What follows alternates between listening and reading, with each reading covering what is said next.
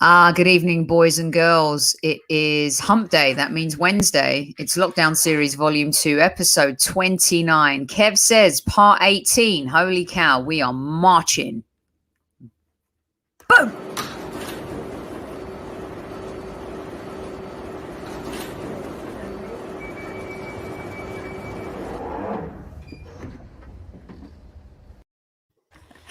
Good evening, everyone. Thanks for joining us. I hate when I can't find the button so easily. Welcome to the show, Super Kevin Campbell. Bo, let's go. You ready? I hope you're ready. Oh, I'm ready. I am so ready. I don't know what's happening with the mic tonight. I'm ready. My mic not be ready. Let's get stuck right into this. As Kevin says, you know, this is your show. Start getting your comments and questions in. As soon as you hear Kevin says, Part 1. This show is brought to you by footballprizes.co.uk. Go to Football Prizes and get your ticket for that Dennis Bergkamp shirt. And guess what? Tomorrow night, we're giving away a free ticket. In the meantime, let's get to it. Hi, everybody. This is Kev says 18. Kev says 18. With it, Kev says 18, which is great. Loving it. Right, let's get straight into it because I don't want to mess around. This is a serious one. So, question number 1. Do you think the Arsenal board will back Mikel Arteta and the football club properly in the summer? This is very important for us. And all the first 2 questions are really linked.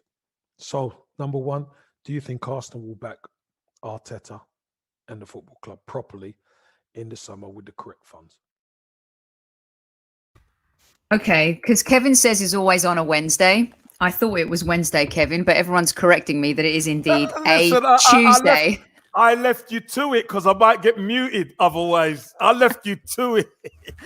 You're afraid to get muted, Casey. Listen, I need my voice. I can't get muted. Well, on today's show, you definitely need your voice. And thank you to everyone who let me know that it is indeed a Tuesday. Right, this is your show. Good evening to everyone from all corners of this great earth. Welcome. You have to fire away now. It's over to you. Because can I ask something? Ask something? Yes. Wherever you're from, whatever country, can you put a flag on? Oh, yeah, we love that. Can you put a flag on? Let's see if FD could help with that. That would be good. Yeah. And also Kev's all over the muting thing like it was a ball ready to get into the back of the net. Do you know what I'm saying? Go on then. Okay, so here's the first question. Why not start with one of the regulars? KC, what do you mean by the board backing Arteta? They've run a self-sustaining model, so it's up to Arteta to generate his budget through his league position. No, it isn't, Newman. Is it, Newman? Oh, no, Newman, hold on. Newman, what are you on about? What are you on about? Generate money through his league position? No, that's not what I'm talking about. What I'm talking about, Newman and everybody, is we do know there are gaps in our squad. We do know our squad as a whole is not strong enough. When we make changes like the FA Cup at Southampton, we are not strong enough. I am on about, will the club, who have finally got rid of the dead wood with the big wages, etc., will they fatten that squad up, get certain quality players in, and get other players who can complement this squad to make us stronger as a football club? That is what I'm on about, Newman. League position might help, but it's not going to bring us money to do much. Yes. I think what Newman can correct himself and he'll respond to you, of course, is that league position and where we finish, they're banking on that, but that isn't what's going to help us reinvest in the squad and make it stronger and get to the point that we need to. Some very sharp answers for you, Casey, from Archangel. No. Next from Nana. No. Cliff. No. Taib says they won't back Arteta, but rather they will buy players on the cheap who are not good enough. And I think that's the scary thing for some fans, Casey, because that's what we've seen in the past. But now are we moving? Hold on. Right. Let me answer this. You can get good players cheap. Why do people always think that if you throw enough money at it, the bigger the transfer fee, the better the player? That don't always work. Look at Leicester. Well, look how much we spent on Martinelli, Kevin. 8 million. Not exactly, but what I'm saying is, people think because you buy players cheaper that they're not good enough. No, that is not the case. It's who you buy. This is where the recruitment comes in. It's so important. Yeah, and this is where our snobbery as fans comes in sometimes, because we feel like we've got to be paying 20 plus to get a decent player, and if he's not worth 20 plus, then he's not a decent player. I think Tony brings up a good point. Tony thinks they'll only back him if we get European football. I think that's valid. No chance. Do you think? No. Listen, for me, the project is moving into phase 2. Sophie, project 1 was to get in and rip up the past. The past had to be ripped up because the past was taking us nowhere with that culture. Now that that's been rooted, the weeds have gone, the deadwood are out. Now we're moving into kind of phase 2 between now and the summer is going to be the key to phase 2. So wherever we finish, or wherever, if we don't win the Europa League, you can't put the brakes on the phases. The football club have to move forward. So that's why I asked that question. Right. Will the board or will they back him in order to get the bodies in that he needs? Casey, I hope you're also seeing all the flags that everyone is sending in. Lots of flags from all corners of the earth. Kevin says some flags. Yeah, I'm seeing some flags. I'm loving it. I put a bunch up. I think there's some people that are saying, and here's another flag right here. Avon always hits the like button before the arguments kick in. A lot of people are saying this. Where is it? Again, same thing. They'll wait to qualify for Europe before they decide if they invest in him, which means if we don't qualify in Europe, what some of the listeners are saying, Kev, is that do they really believe in him? You know, and the caveat you're saying is that shouldn't be the case. The project has to continue. It can't be the case, Sophie. It can't be the case because think about it. We haven't qualified for the Champions League for 4 years. 4 or 5 now. I think this is the 4th year, it'll be 5 next year, or 5th or whatever. But what I'm saying is, if the fans say they won't invest without him qualifying, well, he never qualified last season. But they still invested. We still went out and we got a centre-back, a centre-mid, and then we got all the other pieces in. So what's going to stop the club investing? Nothing. How else are we going to get there? How else are we going to get there? Well, we can't. If we don't invest, that's my point. If he's the right guy and they believe in him, whether we qualify for European football next year or not, they have to invest in him in order for him to be able to progress and move forward. And I think we all agree that the summer transfer window is the one that he's going to get that chance. He would have had 3 then, and then by November, December, if things are the same, then you can start asking some serious questions. I want to go to Kai here because he brings up a good point too. The sales have to be made, Kev. Arteta has to make sacrifices. We saw that.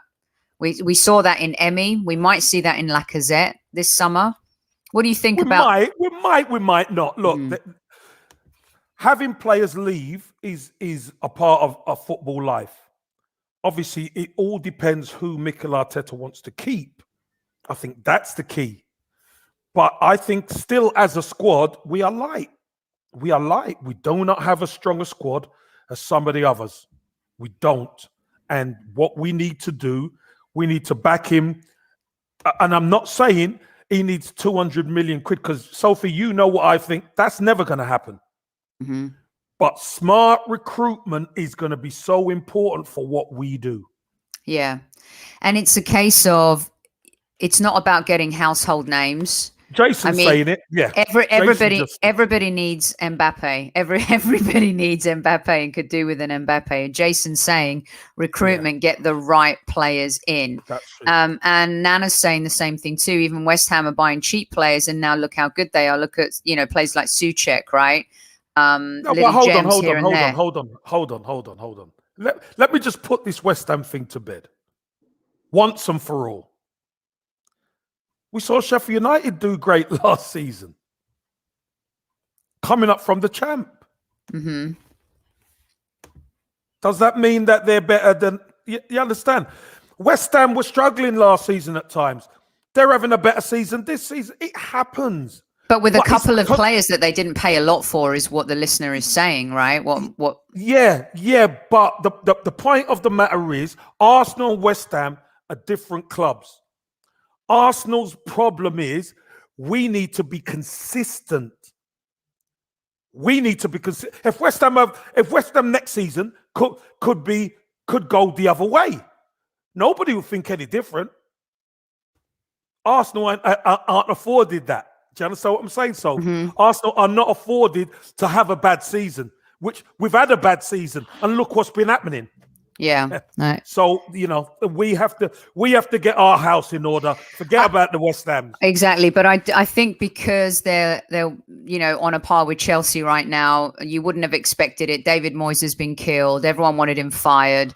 I think another example like an Ole, stay faithful, maybe keep the faith. Things can evolve. You buy a couple of players and make some really good buys and astute buys, and you never know who's going to work out or not. Whether West Ham are going to be there at the end of the season is, we'll learn that. Leicester fell out and fell like, a lead balloon, didn't they, last season? And I think they've probably learned their lesson in terms of how they're managing their squad and their team this season. Reed Satterfield, our competition winner last week. Unlucky, Reed. Watch out for tomorrow night. You get another free ticket from footballprizes.co.uk with the question, you might get lucky again. I think this is a really good point. Bringing in Gabriel and Partey is proof that the board will back Arteta through next year. And I think what Reed is trying to say here too, and welcome to the 200 plus in live chat right now. Thanks for joining us here on Kevin Says this week.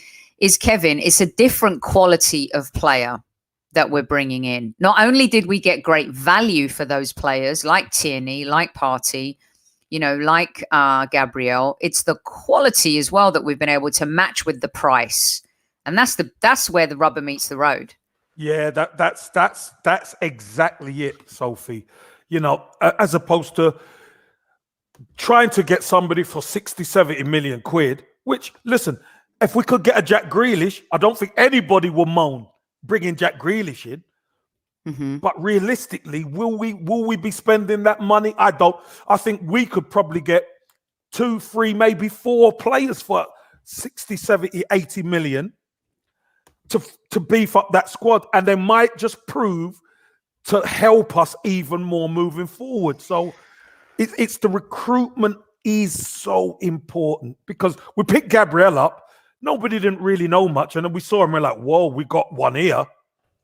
Partey, there were a couple of European teams after Gabriel, but it didn't get to a bidding war kind of. It was like, I think people liked him. There were a couple of rumors about maybe Bayern Munich at one point. Napoli as well. And Napoli looking at him. But but don't forget, Soph, who swung it our way when he spoke to the manager. Yeah.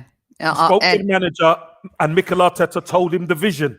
Yeah. So there is a plan. There obviously is a plan. So. And to be honest with you, even though it hasn't worked out so far, the same with Saliba, because Saliba was a player that a lot of teams were after, and Thomas Partey was definitely a lot of teams that were after. Mm-hmm. So you have to kind of think in the back of your mind what Kev's saying here, very important.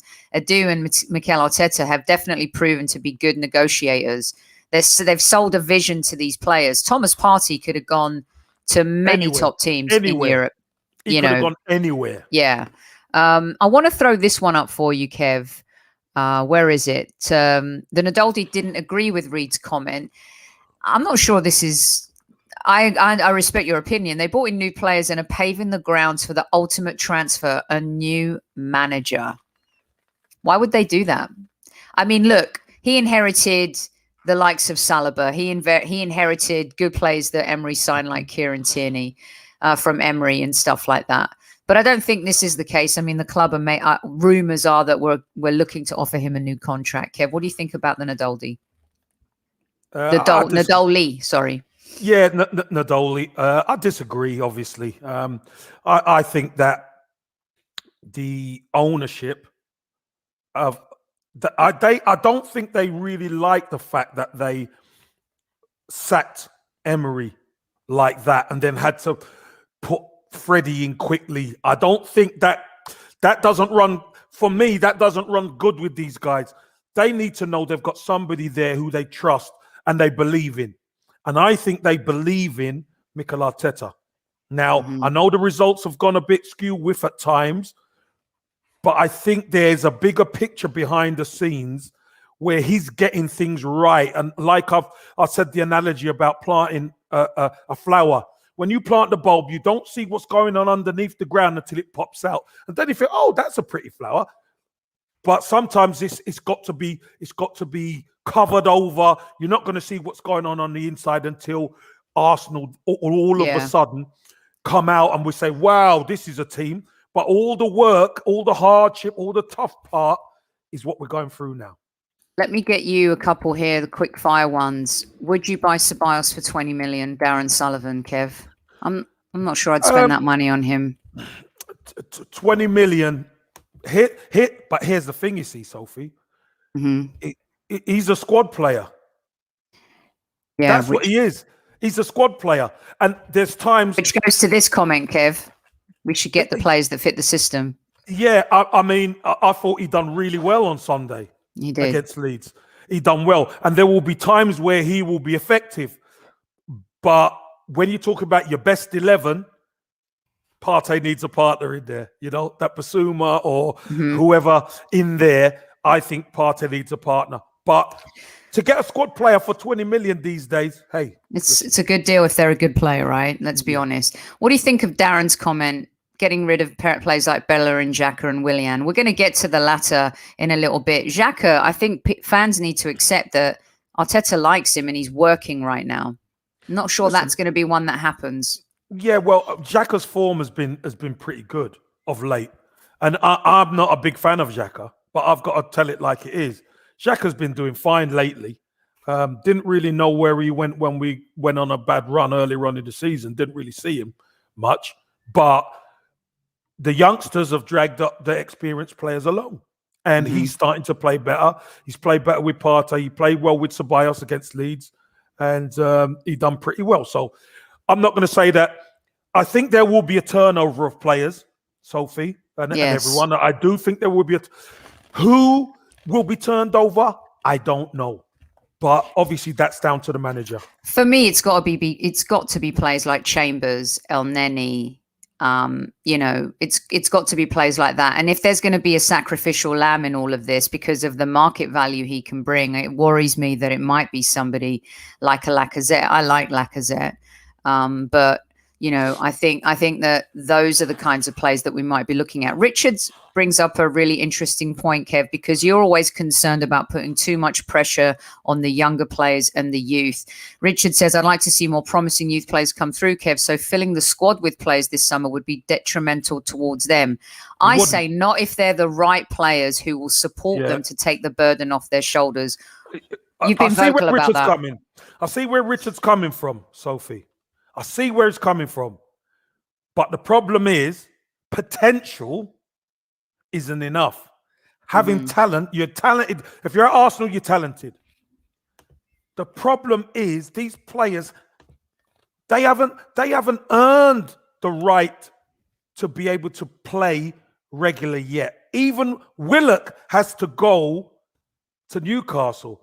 Eddie Nketiah had to go to Leeds. He didn't really start many games. Reece Nelson went on loan for a bit. Maitland-Niles again, who's had more experience. This is vital for these players. If they're gonna play for Arsenal, they have to learn their trade. Saka he's just shown if the player is good enough, he can make that change straight away. Saka's been good enough. But if we'd have had a fully functioning team, probably we wouldn't have seen Saka as much. So again, when you look at youngsters coming through, we're not going to be putting too much pressure on their shoulders.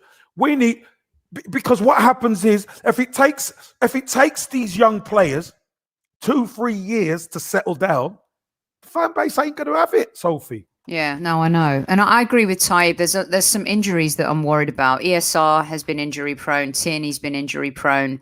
Partey's been injury prone since he's come to the club. And that's why Kev is saying they've got to back the man. You got to have, look at City. Player drops out. They are top of the league right now without Kevin De Bruyne. Aguero. I mean, it's incredible. I mean, really, they've gone on a 17-win run. Breaking Arsenal's records, by the way.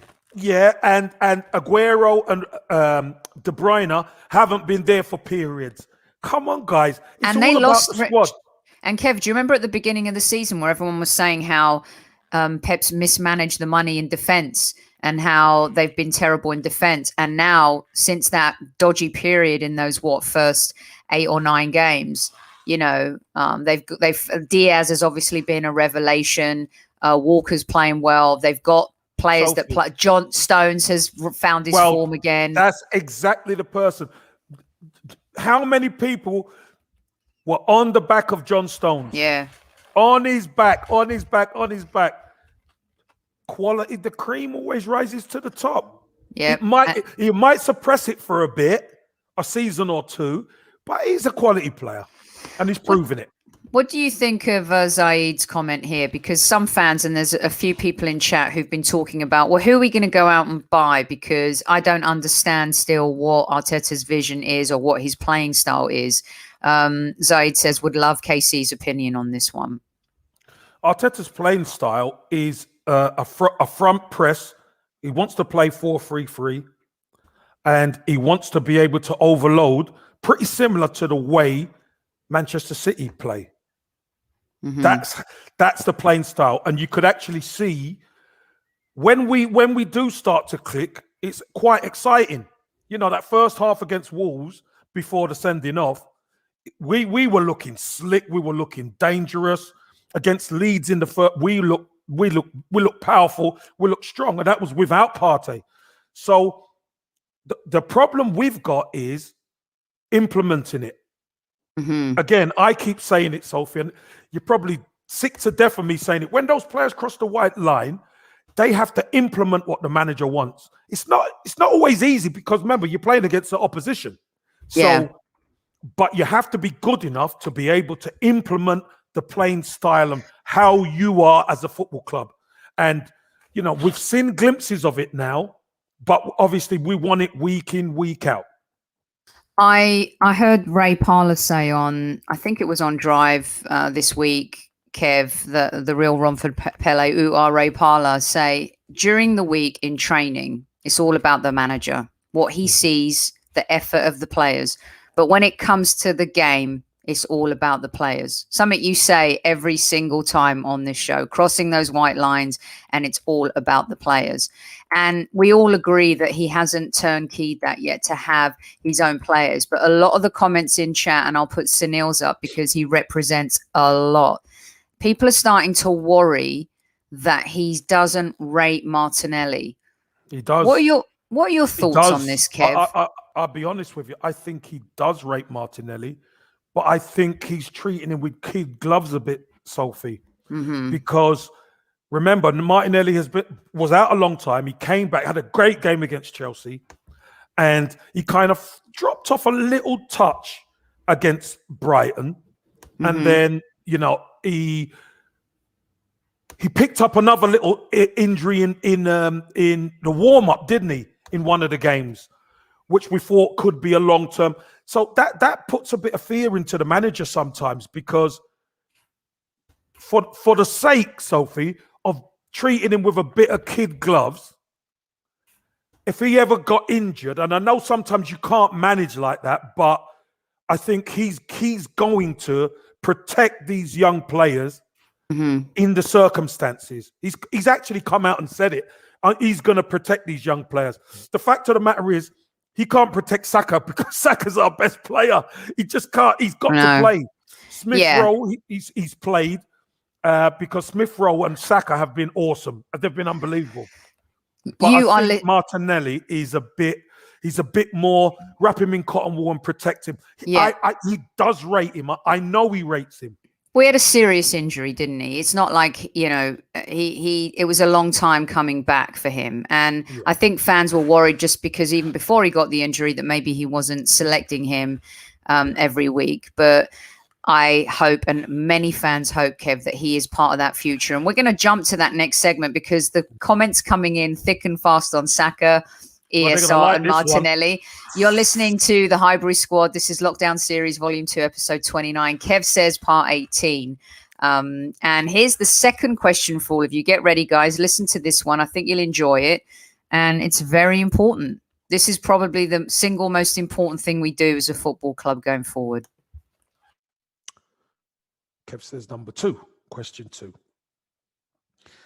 If Arsenal don't get their house in order, how long do you think it will take for our rivals to come sniffing, hunting for Saka, Smith Rowe, Martinelli?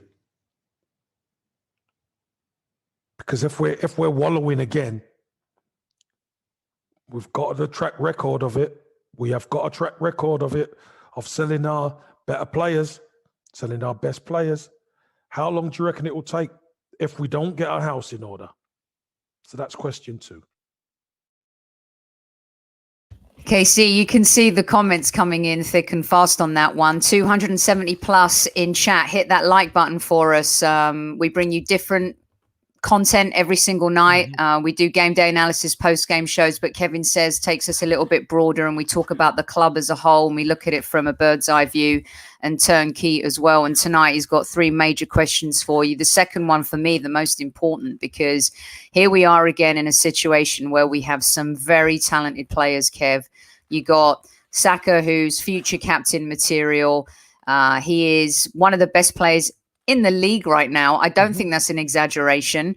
Look what Phil Foden's doing at Man City. He's made himself undroppable. Saka's made himself undroppable. Grealish has made himself undroppable. Rashford's almost there as well. This crop of young English talent too. But more importantly, we're seeing the emergence of ESR. He's been given an opportunity and has been given an opportunity. So I'm just going to fire these ones off. Okay, because it is one of the biggest concerns, especially regarding Martinelli. So let's go to Mar says 2 years at the most. I want to get to this comment here. People are worried. This is why he has to go now, because he's not going to protect those players. The players like chilling in this team, not much competition, not too much effort, just chill and live. I don't think that's true of all of these youngsters. Egyptian Guna, hello, welcome to the show. Thanks for joining us, mate. I personally feel like we're entering the 2007-12 period. Oh boy, tons of talent that will leave if we don't win stuff. Kev, do you think winning is going to be the key for Saka and ESR, especially being Haylen boys? Or do you think it's a case of build a team around us and we'll stick it out as long as we can? I think it's a bit of both, Sophie, if I'm honest. I truly believe the players want to see progress. And you got to remember that there've been young players in and around that squad with the old guard of the Ozils and all that. They've been around it. And obviously now that they're being more prominent and the Ozils, etc., have gone, the key to it is, will we progress as a football club? They obviously believe in the manager, and the manager believes in them. But it's the progress, and that's why question 1 and question 2 are inextricably linked. Because as a football club, if we don't progress as a football club, it's inevitable what's going to happen. Because why would they be somewhere where a club that they love isn't progressing to win stuff? So the progression must come, and that's why I asked about will the board, etc., back Arteta properly, because these young players, in order to stay, you need to see the team start to move forward and challenge. Nobody's got a divine right to win, Sophie, trophies. No. But I tell you what you got to do. You've got to be able to get a group of players together that can challenge. And I think you and I spoke just last week about how we had Santi at one point, Ozil, with Alexis Sanchez, and we just didn't get the final pieces to that jigsaw puzzle in order to build around that prowess of creativity and attack. And, you know, and I think a lot of fans are fearful of that. Richard talks about this. Long-term contracts, Kev, we've seen them broken in football. In fact, we see some teams offer new contracts in order to protect themselves to up the ante the value. Right? What do you think about what Richard's saying here? Look, I understand what Richard's saying. It's a good point that obviously they don't want them to go. We don't want them to go. But if the club aren't progressing as the club should be, then, you know, these players are going to be internationals. They're going to be hanging around with some of the players from some of the other clubs who are winning constantly. And when you're one of the better players in this league and you're English, you have an extra value to some of these clubs. So, and these clubs have the money to really make you consider whether you're going to sell or not. But again, if Arsenal are winning, right, they're going. As a player, you won't go nowhere. As a football club, that's when you start winning or you start really challenging, and they see you starting to bring extra players in to make things better. They're happy to sign.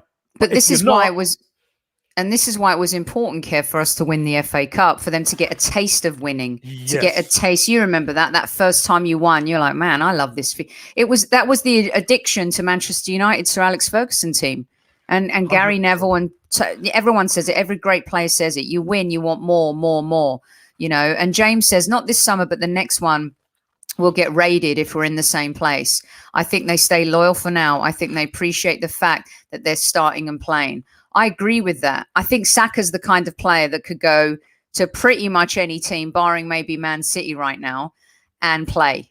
You know, obviously, I'm not talking about the Bayern Munichs of the world and Juventus and whoever, but, you know, I think he makes a good point in that they're playing regular football, but at some point, you've got to back that up, right? Yeah, I mean, it's basically what James is saying, which is a good point, is they're starting, they're playing, they're enjoying it. But come a certain time, Sophie, it's the norm. I'm starting is the norm. So then I look for the next thing. And the next thing is, what am I winning? Am I challenging? Is the group, because you know what, Sophie, when you're in the dressing room and you're part of a squad and you sit down and the manager's having a chat, I used to look around. I used to look around in the dressing room and you see all these players, top players, you know, Sophie, you know, you could go in the trenches with any of these guys because you know. At the moment, there are some you could look at, some you could say ain't quite there. But this is why the summer is more important. The more these boys could look around the dressing room and say, well, we've got a squad now, that's when we're going to be together. And I remember you even on the, captain in West Brom in The Greatest Escape Ever, The Great Escape Survival Sunday, being captain and telling me when we did that special, looking around saying, do we have what it takes to survive? Are there characters in this dressing room? So as much as it is as when you're at the top and you're at the tippy top, Kev, it's also when you are in the doldrums and you need a result, do you have the characters around you to be able to do that? And these young players definitely have the character. And boy, I don't agree. I don't think we've stumbled. When you're Arsenal Football Club, you don't stumble upon a golden generation. These have been nurtured. These are academy players. We pay, developed, yeah. We invest lots of money in making sure they grow into really, really good footballers. He said he doesn't believe Arteta is handling them properly. Well, I don't I agree think with he that, and I've is. been very I think he critical of is. Arteta. Yeah. I didn't like the fact that he wasn't maybe giving them a chance, and I want him to give Martinelli a chance. But Mm. I do think, like pulling ESR off the other day, you know, a lot of us were saying start Odegaard and rest ESR, but at least he took ESR off with 20 plus minutes to go. So there is some man management there. Ostiaman says, I said the other day, Saka, ESR and Gabby will move themselves to clubs where they can win trophies in next 2 to 3 years. Well, Kev, it goes back to what you're saying. We need to make sure that this summer we back the manager and we do the same in January, hopefully, if things are going well, to make sure that these younger players do not leave. Sophie, the mindset, again, that mindset, that winning mindset, you've got to keep, if you stop the car, you won't be able to get it going again, Sophie. So we have to keep it rolling. And the more players and the better recruitment we can do to complement these young, talented players, the better. Because you know what? They can't play every game, Sophie, and they shouldn't play every game. Yeah. But you know what? Even if you do take them out and you put them on the bench and the people you bring in can do the business as well, now you've got a squad. Yeah, and it's the same thing. People agreeing with you is should kids be carrying Arsenal? Well, you could argue, and it goes to what Paul was saying. Did Fergie sell Beckham or Giggs in their prime for the cash, or was he becoming successful more important? Listen, he got rid of Yap Stam when he was flying high. He got rid of Beckham because he didn't want the dressing room being Van Nistelrooy. He wasn't afraid to get rid of players, and when he got rid of those players, they still went on to do really good things. So I think for us, you know, those kids also, as Kev said on this show before and we've discussed, is they were surrounded by people like Dennis Irwin, Gary Pallister, Steve Bruce, Eric Cantona. You know, Arsenal do not have those characters. They have good characters now in a Thomas Partey, in an Aubameyang, in a Lacazette. But David Luiz is probably the most prominent one. So let's talk about him. Yeah, let's talk about that. Well, let's talk about that because a couple people have brought it up. Offering him a new contract. I don't have a problem with that. It's not as much as he's going to play every week. Clearly, this is an example of something Arsenal fans have wanted, and that's leadership. And whether you like it or not, David Luiz has become a leader in that dressing room and an influence on these young players. Kev. 100%. And listen, we always talk about, and we always see in the comments, Arsenal fans say, where are the leaders? Where are the leaders? We've got a leader, one of the most prominent ones at the football club for a number of years, and people are complaining whether he gets off on a 1-year contract or not. Fair enough. He might, and here's the beautiful thing about when you start to get older, where David Luiz is. You might not be starting every week, but the work you do in the background that people do not see is so important and helps a manager immensely. Let me tell you, it helps a manager immensely. So people have to understand, you want leadership? Sometimes you have to get a lost leader, maybe. And you know what? If we have an injury crisis, David Luiz could always step in. That's really important as well. I think that's the thing that Arsenal fans need to know. And look what Cavani has done for Manchester United, right? Look what Zlatan has done for the young AC Milan team, and look where they are right now. They're challenging for the Scudetto. Yeah, you bring in experienced players who've played at the highest level. And not only can they have an effect on the pitch, but it's what they do off the pitch as well. Like Cavani's galvanized Rashford, you know, someone like Greenwood who's having some off the field issues. Players like that coming in, they put their arm around you, they help. Kev, you've seen it. I mean, you've had Tony Adams, you've had, Paul Davis. You've experienced it. And you've been that person as well. Wayne Rooney. I mean, you were there. Sophie, that the great thing about that is when you're around great leaders, if you're a leader yourself, it makes you a better leader. So having the David O'Learys and having Tony Adams and Rocky and Paul Davis and all these guys who are leaders around, and they're all leaders in their own different way as well. They're not all the same, which is great. You take a little bit from everybody because everybody's got their own, own plus points. So important. Now, with someone like David Luiz, and the Noldoli is right. David Luiz is the best leader we've got at the football club. I remember a few weeks ago, people were complaining about Aubameyang. How is he captain? He doesn't come out after games and he doesn't do this and he doesn't do that. We know Aubameyang isn't the most vocal, but he likes to do his talking on the pitch. Hopefully when we'll score, he's winning and he's scoring goals, etc. But that isn't enough. We need other players in that dressing room to be able to help some of these youngsters. The likes of Saliba. Saliba needs an experienced player to help him. Gabriel is a young player. Yeah. Do you understand what I mean? He looks like he's more mature and older, but he's still a young player too. And look, guys, don't misconstrue us here. We're not saying that David Luiz is a start. He doesn't start. There's going to be Holding ahead of him, Pablo Mari ahead of him, Gabriel ahead of him. Saliba ahead of him. Saliba will be ahead of him if he comes back. You never know if Mavropanos is going to come back, who's doing great things in Germany right now. The point is we've complained, keep it to what we're saying over and over, that this squad doesn't have leadership and that there was cliques and that there were, Emery had to be challenged by these cliques. Arteta, when he first came in, was challenged by these cliques. Even Arsene Wenger, the great Arsene Wenger, towards the end of his career, enabled certain players so much they took advantage of that. You need people who will slap you across the face at half time or at the end of a game, and I say that in the best sense, of course, and realign you and help you and make you realize that football, we're lucky that our young players like Saka, they just want to eat, breathe and sleep football.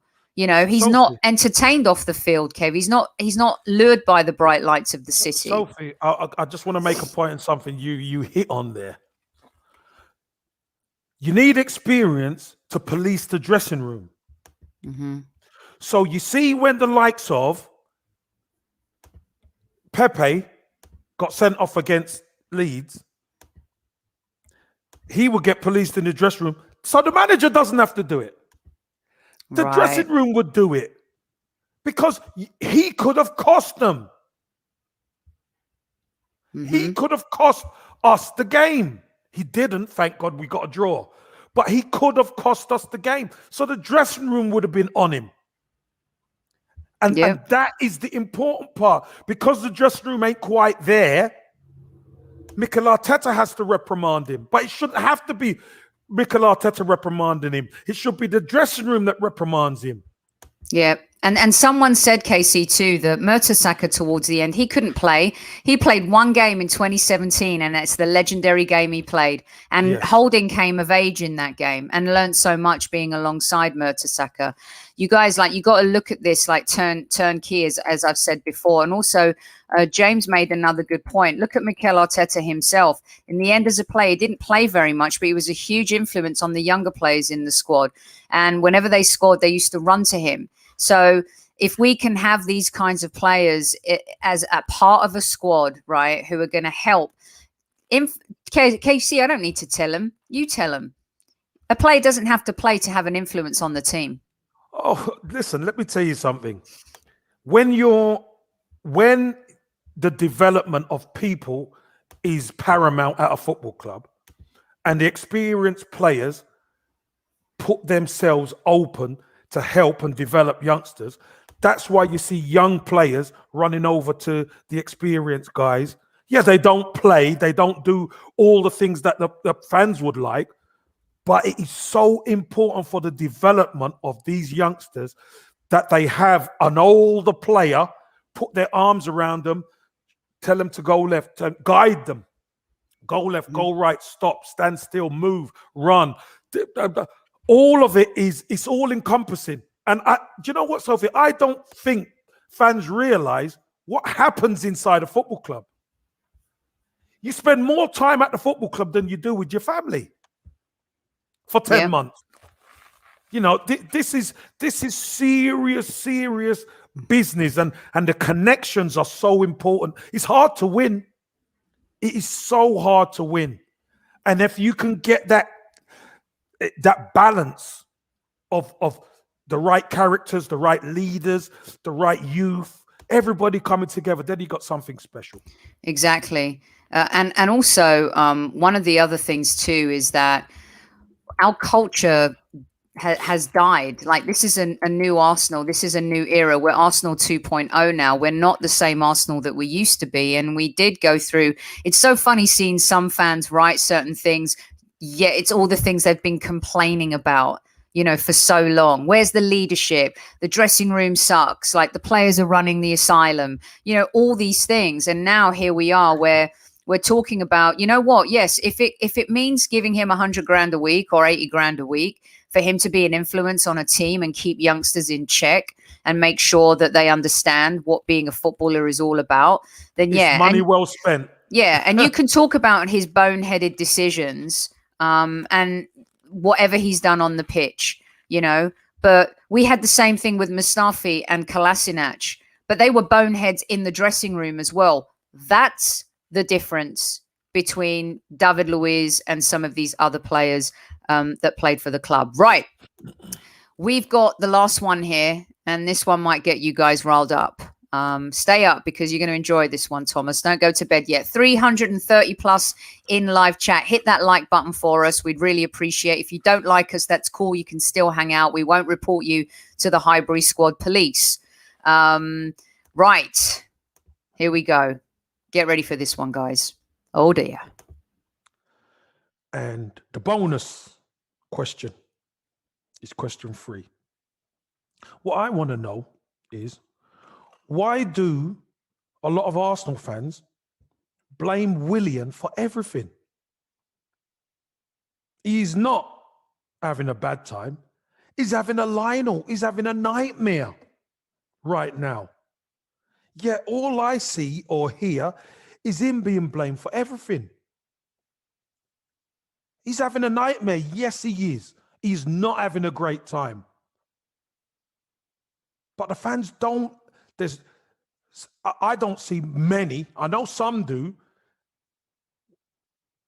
Talk about put the boot in when a man's down. How about giving him some support? A little bit of support, like a good fan base should. Yeah, we understand he's not playing great, etc. He's not doing anything. He's having a night. But that's what he needs, the help. So that's question 3. That's the bonus question. So I'm going to go through the 3 again. Do you think Arsenal will back Arteta, Edu, and the team in the summer? If Arsenal don't get their house in order, how long will it take before our rivals start circling and sniffing and trying to pick off Saka, Emil Smith-Rowe, and Martinelli? And last but not least, why do fans blame Willian for everything? Yes, he is having a nightmare. We know that. It's plain to see. But don't you think he needs a little bit of support? Talk about putting the boot in. We're supposed to be a family. Put the boot in when somebody's reeling. I find it very difficult to do. And I know he's playing bad. And I will say he's had a nightmare. So before any of you come at me, he has had a nightmare. But check yourselves. So let's get debating. Right. Let's get to it. I've kept this one on from Charlie D because I don't know if other clubs are like this. I talk to a lot of fans from opposing teams and stuff like that. And there always seems to be one player that everyone kind of has a beef with or an issue with. And of course, you know, we've done the same. Let's not forget, as much as we've praised Xhaka, he was the scapegoat for a while. Then Ozil became or has been a scapegoat for a while of his own doing, though, I think, Ozil and Xhaka to an extent. I mean, you don't throw the shirt. You don't do that. You don't behave like that. Arsenal fans are just, you're not going to endear yourself to Arsenal fans when you do that. Or anyone, no matter who you play for. And Mustafi has been a huge scapegoat. Kolasinac has been as well. I don't know, when you don't play well at all, Kev, I think that's where Arsenal fans have issue. Let's see what. Go on, you jump in. No. Okay. I was just breathing. I'm going. Okay, Guna Gossip, Yeah. Guna Gossip TV. Nothing is going right for Willian at the moment, and I don't feel frustrated at him. I feel frustrated for him. I wish things will work out for Willian. I really want it for him to work out the Arsenal. Kev, do you think he's been played out of position because there's been this talk about the right and the left, and then he's played in that number 10 role and what he did at Chelsea versus what he does for Brazil? Those are excuses, are they not? Yeah, no, Willian can play in any one of those positions just as well. The problem is he is just so out of form, Sophie. And like I said in the video, he's had a nightmare. He has had an absolute nightmare at Arsenal. He started off in the first game against Fulham. Everyone was like, whoa, okay, Willian, okay, fine. But it's just gone downhill from there. Let's be honest. He's had an okay game at Old Trafford or whatever, but he's been a shell of the player who we saw at Chelsea. That's for sure. Mm-hmm. But you know what? Do you know, Sophie, when he's getting brought on the pitch because the manager wants to change something and everybody's blaming him for us conceding goals or whatever, I just don't get it. I don't get it. When we're on the back foot already, I just don't get it. I think it's just easy. I think it's because of something Cliff says here. The effort he puts forth does not warrant support. I don't blame him for everything, but his body language doesn't invoke my support. Sorry. I think some fans feel kind of bad about it, you know? Well, look, let's put it this way. If he's wearing the Arsenal shirt and he doesn't deserve your support, what are we all doing? What are we all doing? Yeah. Because is it like saying, it's a bit different, but it's like saying if, okay, this might be a stretch, but England World Cup, Harry Kane puts on the shirt, plays for England. Are you going to wish for England to lose because he's a Spurs player, or do you want England to win? Do you know what I mean, Kevin? Yeah. Fans are really weird like that. Yeah, but you want England to win if you're supporting England, that's for sure. And at the end of the day, if Harry Kane wins the Golden Boot and scores 10 goals and we win the World Cup, nobody's going to complain. Nobody cares as long as England win. But what I'm saying about is this is our football club, Sophie. And whether we like it or not every player is going to play well. Not every player is going to be having a great time. Right. So my point of view is, I've been through it myself. When you're not having a great time, when I'm playing well, Sophie, I don't need any support because I'm playing well. I feel chipper, the confidence is there. But you can see Willian looks broken because he's not. I don't think he's getting a lot of support from the fans. Yeah. Avon says Willian he was brought in as an experienced player who was meant to hit the ground running. He's paid 220k a week. He's so committed to the cause. He went on an unauthorized day trip to Dubai. I think that turned a lot of fans off, considering what was happening in the world at the time. Yeah, but hold on a minute. Mentioning what he earns has got nothing to do with it. Mm-hmm. Mentioning going on a trip has got nothing to do with it. Although, yes, he was wrong. I agree, he was wrong to do it. But let's park all them things to the side because we're talking about him on the football pitch. He's on the bench or whatever. The manager brings him on, and then the vitriol of all these fans, not all, but the fans I encounter. Why does Arteta keep picking? Why does this? He's a football player. Right. That's his job. He's doing his job. And if the manager says, right, Willian, I want you to come in and I want you to do this for the team, that's what he's going to do. Don't be having a go at Willian. Lee Croft says, thank you, Lee. Great to see the numbers increase and you deserve it. Sophie, big love to KC. Willian has passed his best. He only came because he got a 3-year deal. If Chelsea offered that, he would still be in blue. Do you believe that, Kev? Maybe he would be, but they didn't offer it. So what's the problem? What's the problem? You see, I don't get it. I don't get it. Because he's come from Chelsea, He's coming to Arsenal. It hasn't worked out right now for him. It hasn't. But let's be honest, Sophie. In the first half of the season, we were awful. And it wasn't just Willian. It wasn't just Willian. Most of the players were awful. If it weren't for them youngsters, we would be struggling. Yeah, which is shameful, really. That John brings up a point that I brought up to you a couple months ago. It seemed like Aubameyang didn't enjoy playing with him much. And that was because of the speed. You know, we've talked about that. You were at that Brighton game where whoever was playing in midfield at the time or on the flanks, Casey, Aubameyang making rounds, ignoring him. John says, I don't back Willian because there's no fight from him. Aubameyang was clearly frustrated when he was playing badly, but Willian is coasting. Simply put, he doesn't care. No, how do you know he doesn't care? That's nonsense. Absolute nonsense. I'm telling you, John. Of course he cares. The fact of the matter is, it looks that way to you because you've got it in your head that he doesn't care. He's not one of these players who's going to go crashing around like a Kieran Tierney. He's not that type of player.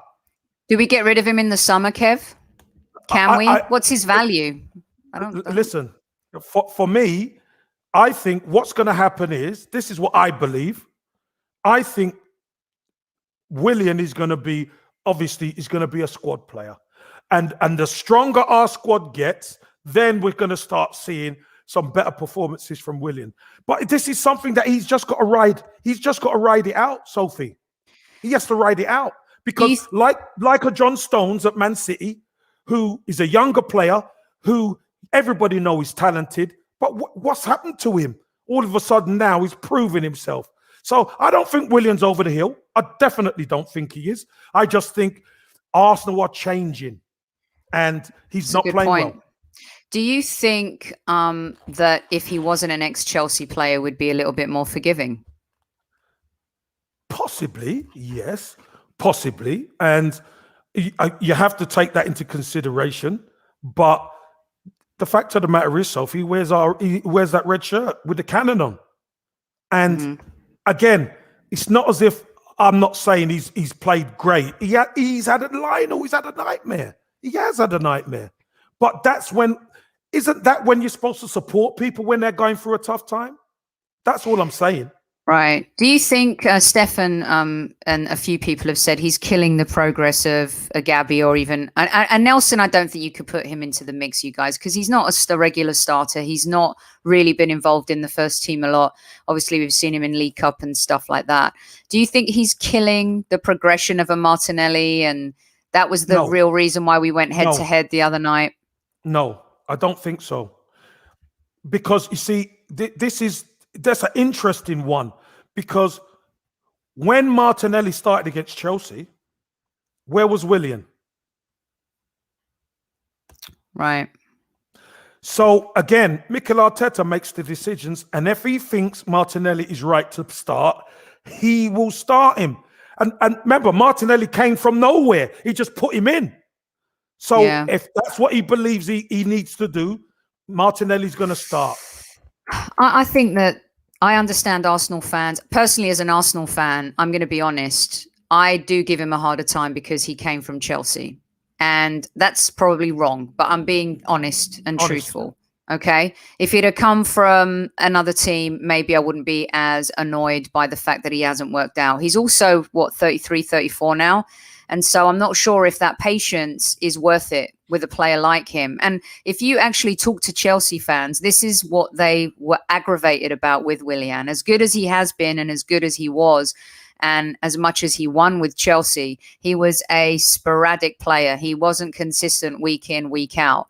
You know, and we all know that Eden Hazard helped carry that team a lot in many moments. But I think that's the thing that grates you as an Arsenal fan, is that here we are dealing with this ex-Chelsea player who's earning a ton of money and he's taking time away from potentially younger players playing for the club who really are the future. I think I'm not speaking for all Arsenal fans. That's just my opinion. Is he taking time away? Well, I think, you know, we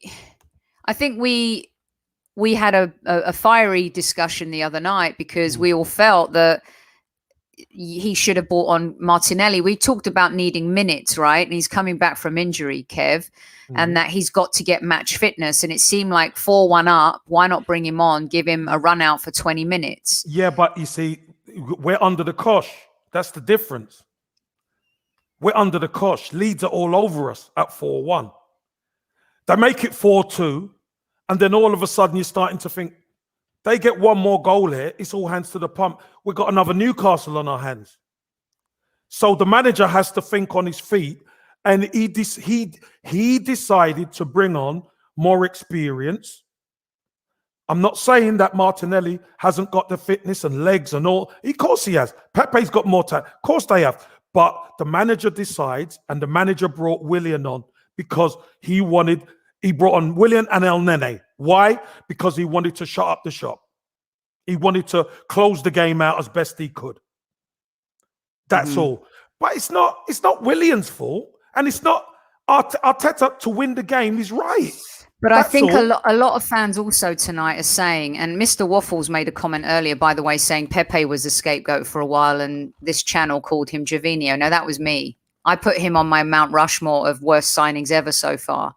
And I'm not afraid to eat humble pie and say, you know what, in the last 4 games, Pepe was our best player and he deserved to actually start against Leeds. Or I think maybe he could have come on against Leeds. I would have given him the confidence going into the Benfica game. I don't think, you know, Pepe sometimes he gives the ball away a lot, but he's also been one of our best players and he's a confidence player and he needs that rhythm. He seems to be that type, Kev.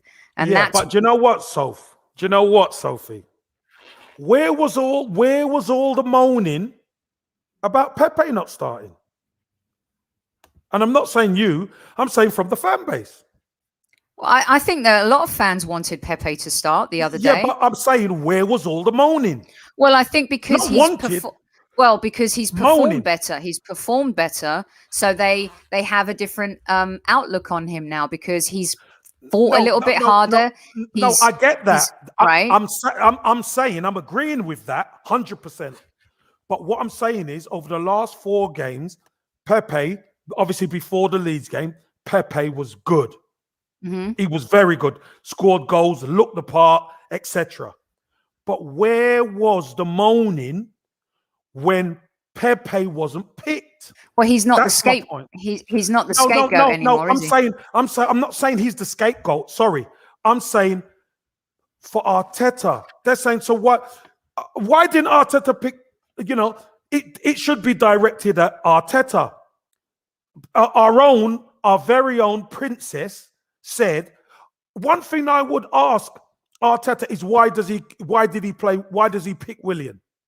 So if Pepe's doing so well, don't you think she should be asking him, if Pepe's doing so well, why don't you play Pepe?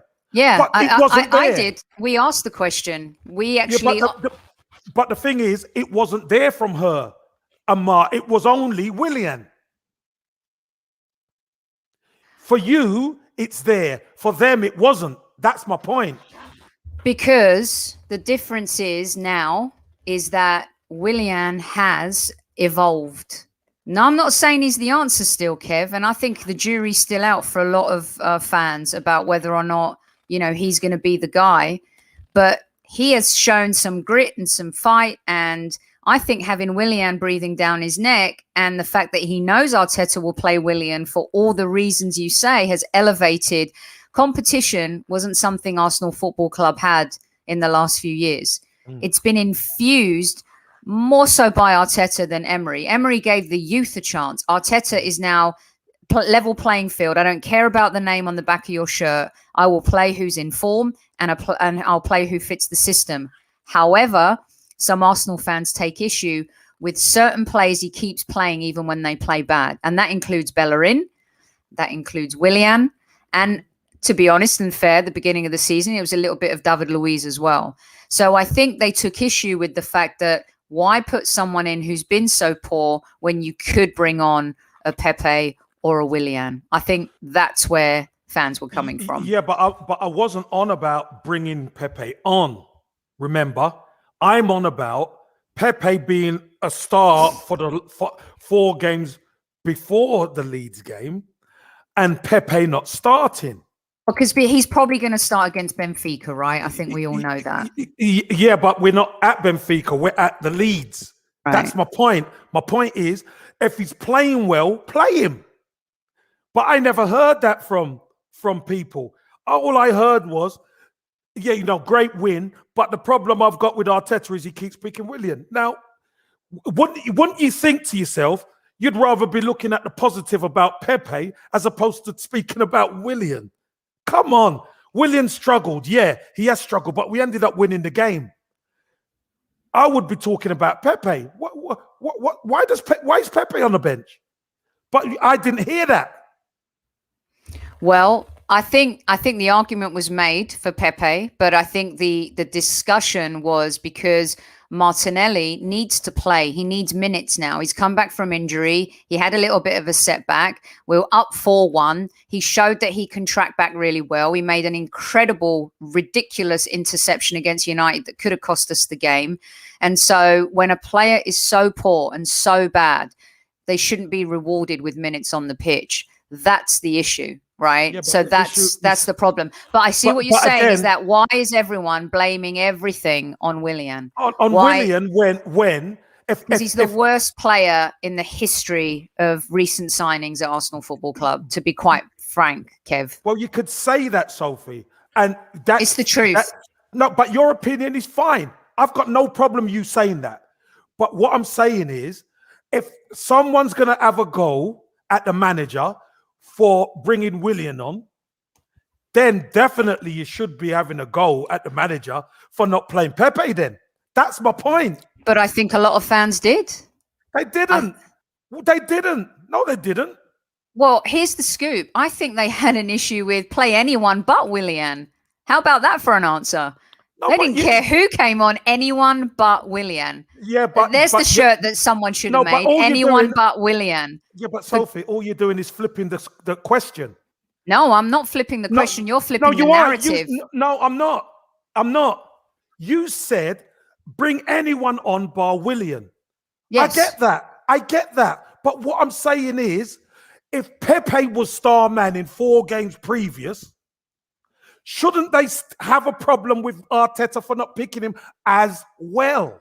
And I'm telling you that if you go on social media and you look at comments, Sophie, fans did. Sophie, here we go, Sophie. I thought we were getting away with it tonight. I was going to do this under an hour. we were on 4 of us, and it got heated because Princess and was it Mark said about the only issue is in bringing on Willian. Why is that the only issue? That's my point. Everything seems targeted everything just seems targeted at one player is what I'm saying. And it is, and for all of the right reasons. He is the worst player in terms of form at the Arsenal right now. I can't answer it in a simpler fashion. I agree with you. There you go. Sophie, I've already agreed with you. So I've said then that. We can end the show because we're in agreement. You agree with me? I agree with you that he's not in form. But the fact of the matter is, the manager picks him to do a job. But he doesn't. And the answer, okay, I go to a factory and, you know, I do a job and I'm not producing as many wrapped boxes as the person next to me, right? Is it fair that the person next to me gets paid, you know, I get paid more and the person next to me, forget about what we're being paid, but he's producing a lot better than me, but yet my boss keeps picking me. That's not fair. The guy who's wrapping more boxes than me at the factory should be the one who gets to have, like, you know, the job or the gig. I should be doing something else, or I should be, you know what I mean, Kev? It's like, it's production. It doesn't always work like that, Sophie. It doesn't always work like that. I'm afraid. But he's not. But you know what? But it doesn't always work that way. It doesn't. That doesn't make it right, Kev. That does not make it right. But that don't make it wrong either. Oh, it does make it wrong. No, it doesn't make it wrong, because I'll say this again to you, Sophie. The fact of the matter is, when I'm coming through the ranks at Arsenal, I work twice as hard as the boys in the first team. Right. Right?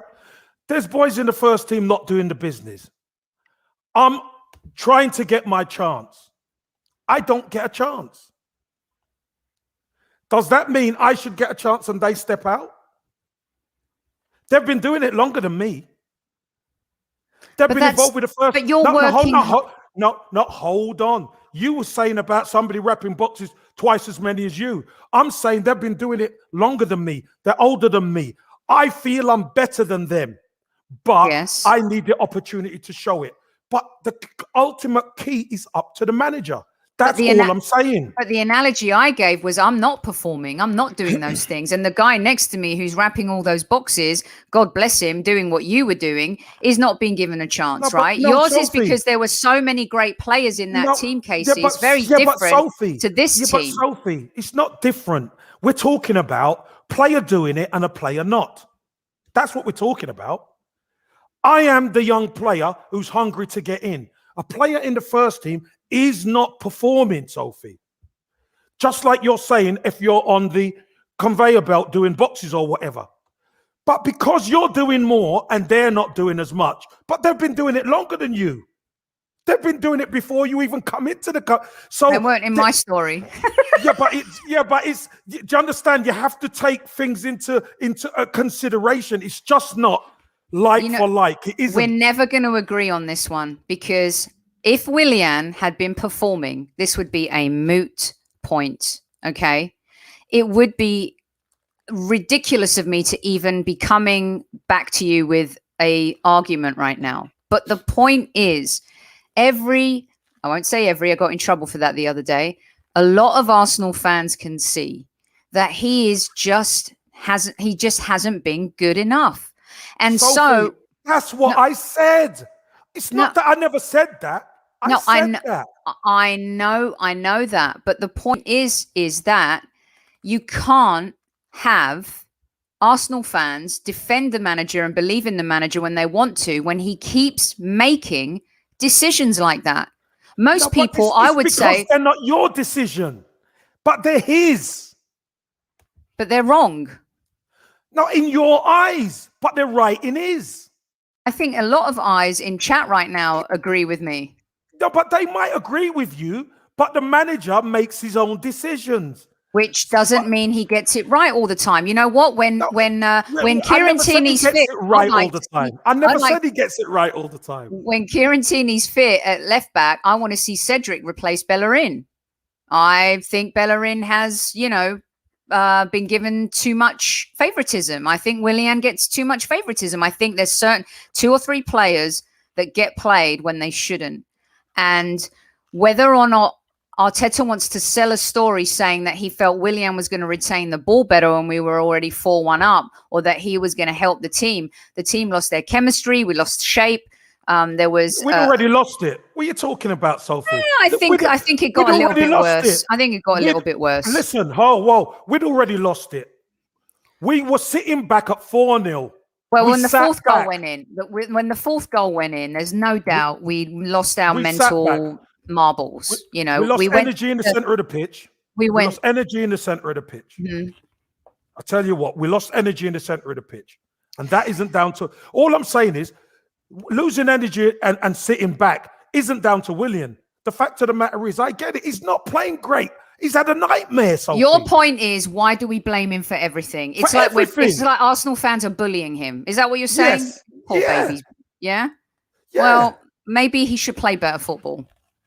Well, I don't agree with the bullies. Maybe. I don't agree with the disgusting comments that, listen, let's just say that for a second. No one on this show or no one in this live chat and none of our listeners agree with our players getting abused by anybody. That is a disgrace. It's disgusting. These are fools, idiots. They're not humans. You don't do that. You're sitting behind a keyboard and you're bullying someone and you're threatening their families and all that type of stuff. Stop. But to criticize the manager for picking him when he's playing so badly is fine. Criticizing is fine. Right. And that's what you never ever heard me say. No. You can't criticize the manager. Absolutely. All I said was, and I'll wrap up in a bit. All I said was, it seems to me like a lot of people are blaming everything on Willian. We win the game 4-2, and then all of a sudden, Willian is the issue. No way, no way. I mean, even our show, let's be honest, went on 20 minutes longer the other night because we brought up the subject of Willian's rating and it just went off. But that's how polarizing. That's how polarizing he is right now. I nearly got needed. You nearly got your and you got, tonight you were good. You didn't even get close to getting a yellow card. Let's sum it up, Casey. Oh, you're green, yeah. Let's sum it up, Casey. Let's sum it up. The first question was, will the board and the hierarchy back Arteta and the team in the summer? My summary is they have to. They absolutely have to. And well said, John. They absolutely have to, because for the first time in a long time, Sophie, we've got some space to breathe. Whereas before we've had experienced players on big money, etc., etc., etc. Now the squad age has come down. We've got room to be able to fatten that squad up now and push on. I don't know where we're going to be at come the end of the season. It was a great win against Leeds, who are quite a form team. But we got some tough games. But there's still a lot of games to go, still a lot of points to the end of the season. Okay? Wherever we finish, we're going to deserve to finish there. But I still think this summer is the most important summer in our recent history because of the change and the culture, and whoever comes in, this team now going to have to hit the ground running at the start of next season. That's for sure. So Arteta needs to be backed. I know he's not going to get 200 million, etc. But Arteta and Edu are going to have to move and shake and be smart with their recruitment in order to get us moving in the right direction. So that's number one. Number two is, if we don't get our house in order, obviously, then the likes of some of our rivals are going to be sniffing around the Saka, Smith Rowe and Martinellis. You mentioned before that maybe some of the fan base don't think Arteta rates Martinelli. He does. He rates him. He's just being mega cautious on him. Remember, he hasn't let him have some training under his belt, because we rush him back. Let him get some months under his belt, training and playing sparingly, and then he's going to feel comfortable to put him in. I could guarantee you that. But I think the rivals already have an eye on them, Sophie, because there ain't many. There ain't many clubs the size of Arsenal that have 3 youngsters like this who can carry the team. There ain't. And when those players come up, other teams know these boys are special. I'm telling you, they know these boys are special. So, if we could nick one, we could try. That's if Arsenal don't get moving in the right direction. So, and I said the first one and the second one was interlinked. So I think Arsenal get the job done in the transfer window. They keep these youngsters happy and keep them playing and keep them developing and pushing. And the last but not least is the Willian situation. I'd just like to think Willian will get a little bit more support. That's all.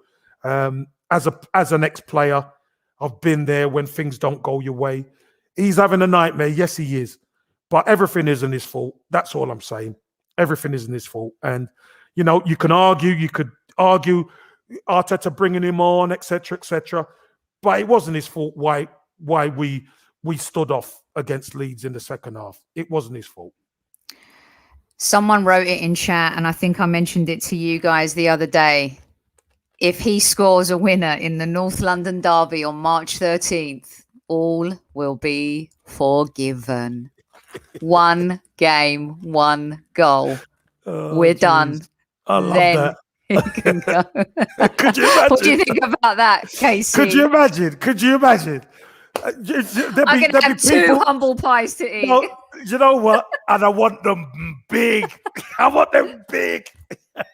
Big, fat, juicy, double whipped cream on top. Pie all over your face. So what, you should just put your face in it? No, listen. And you know what, Sophie? I of course I understand. I understand he's not doing the business. I understand all that. And you're going to get a bit of stick. I understand all that. But everything isn't his fault. That's all I'm saying. You know what I mean? Everything isn't his fault. Yeah, I understand. I understand what you're saying. I understand. This football works. It's a funny old game, as one of the legends said. It is a funny said, old game. It is. It is a funny old game. Brilliant show from you, Super Kev. I love it. Now people want the pie in my face. I was just going to eat the humble pie, but now Super Kev has started up. You're the pie face. Yes, Newman, you'll be doing it with me, mate. Absolutely. Well, look, another brilliant show, Super Kev. Really, everyone wants Willian to perform. Anyone who puts on the Arsenal shirt, we want them to do well.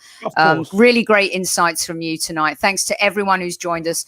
400 of you in live chat right now. We have to leave you, unfortunately. Been on air for a good hour and 20 minutes. A superb, Kevin says. He'll be back next week with 2 main subjects and a bonus question as well. We will be back tomorrow night. And we're going to have an interesting guest on tomorrow night that we're going to announce tomorrow morning UK time. Okay, some of you may like it, some of you may not, but you know that this show never shies away from having opposing players on our show, opposing fans on our show. So you'll get to ask someone some candid questions tomorrow, and we look forward to it. So until then, Super Kev and Campbell, brilliant stuff from you. People want you to be the technical director at Arsenal. I say no, because that means I won't have you here with me most nights. Maybe we could do the podcast from the Emirates. I like that. I like that a lot. Yeah, I'll be your assistant. I'll be your assistant. We could do that, Sophie.